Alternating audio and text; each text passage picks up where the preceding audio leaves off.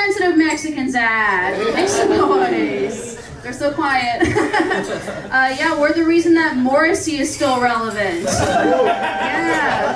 I get it, beautiful music, but terrible guy, we gotta stop that.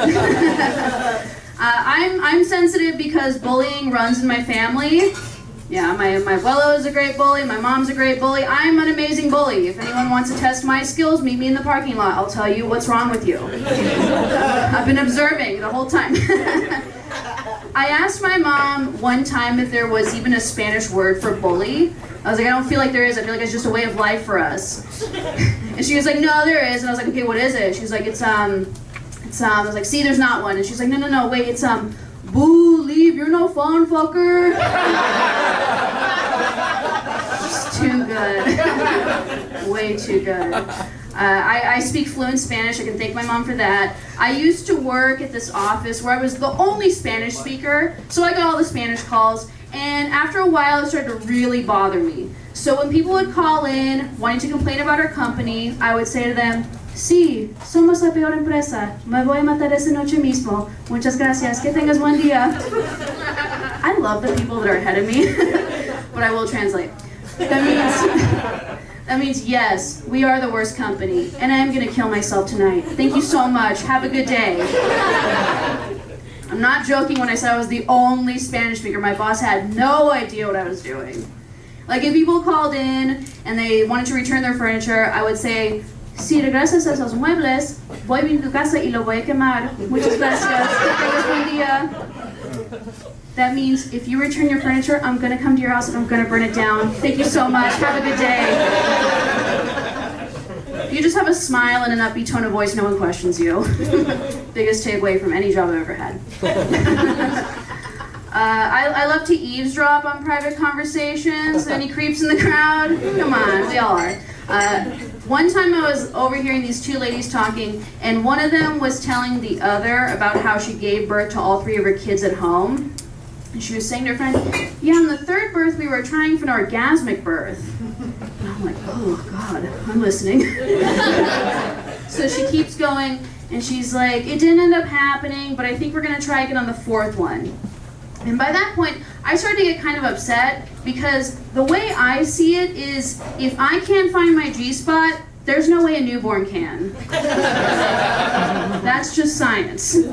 But then I took a step back. I was like, I'm being unfair. I've never given birth. What do I know? Maybe this orgasmic birth is a regular, normal thing. Can anyone in the crowd? Of course not. One time I said that, and this lady from way back in the audience was like, ain't nothing orgasmic about birth. Hero. But then I thought a little bit more, and I was like, I don't know. You can't let your kid do that to you. That's giving them way too much power. Like, how do you tell your child what to do after that point? Imagine being the poor father. You're like, son, go clean your room. Kid's gonna be like, no, Dad. You and I both know I'm the only one that makes Mom happy. I'm not doing anything. That little shit's gonna be the reason for the divorce. Because kids always blame themselves, they can't help it. Kid's gonna be like, are you fighting because I'm bad? Mom's gonna be like, no, sweetie, you're fighting because you were so good.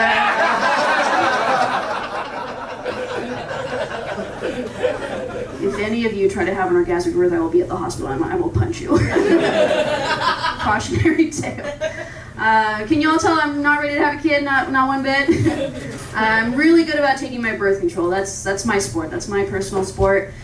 But I like to do experiments with my birth control. I feel like you kind of have to, just to test the limits.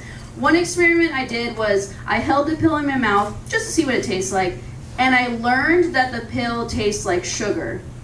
And I remembered reading somewhere that sugar pills are just placebos. And I got really excited. I was like, well, have I just been like believing I haven't been getting pregnant this whole time? Is my mind that powerful? Turned into a conspiracy theorist. And I approached my fiance and I was like, hey dude, I'm gonna save $15 a month. I'm gonna stop taking my birth control, but I'm gonna continue believing in myself. And he was like, please stop speaking in that voice. And please continue taking your pill. And that was the day I found out he doesn't believe in me. Much harder pill to swallow. Ouch. I'll get, okay. I think you guys can handle this one. So about 2 years ago, I switched from using tampons to a Diva cup. Yeah, you're not she's familiar with the Diva cup. For those of you not familiar, the Diva cup is just how you feed your toilet shots of blood slugs. Not a big deal. But you have to take special care of it. You have to clean it with soap after each use, and you have to boil it. That's a very important step. So that's what I was doing one time. I was boiling it. And when I was done, I was like, okay, this pan's way too hot to deal with it. I will wait, and then later I will give it a good scrub, promise. I completely forget about it. He knows where this is going. And that night I come home, and I go to the kitchen, I'm like, oh shit, there's that pot, I should go clean it. And when I lifted up the lid, I saw that my roommate had used it to cook his chicken for dinner that night. Yeah. Oh boy. But I was just like, oh my god, why didn't I clean it? And also, why didn't he check? Like, this is the worst ever. And then I'm going back and forth. I'm like, okay, well, do I tell him or do I not tell him? And I decided, no. He can never know. He can never know that he drank my witch's brew. He especially can't know that I now own him. He's just never gonna know. He doesn't live with me anymore, and he will never know. Before I get out of here, I'll tell you one quick story. When I was 18, I wanted to fuck this musician. It was fine at the time. You're allowed to want to do that when you're 18. And he wanted to fuck me back. Great setup for both of us. And our mutual friend told me that he wrote a song about me. She's like, it's amazing, you're gonna love it. It sounds like a Beatles song. So the next time I saw him, he played the song for me. But not live. It was pre-recorded. So we both had to listen to it. And maybe you guys can help me kind of decide if this was a good song or not. This is not exaggeration, this is word for word, tone for tone. Cindy, I love you, and I hope you feel the same.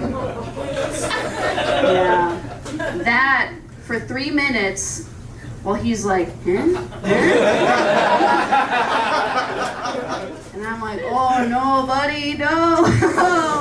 Because I did not feel the same. Not even a little bit. And I was mad that he was saying I love you after like 3 weeks of knowing me. And yes, I was mad at my friend for obviously never having heard a Beatles song. But what made me the most upset was that I inspired that song. An artist fell in love with me and trash came out of his brain. That's a hard fact to live with about yourself, that you inspire shitty art. You guys have been amazing. Thank you so much.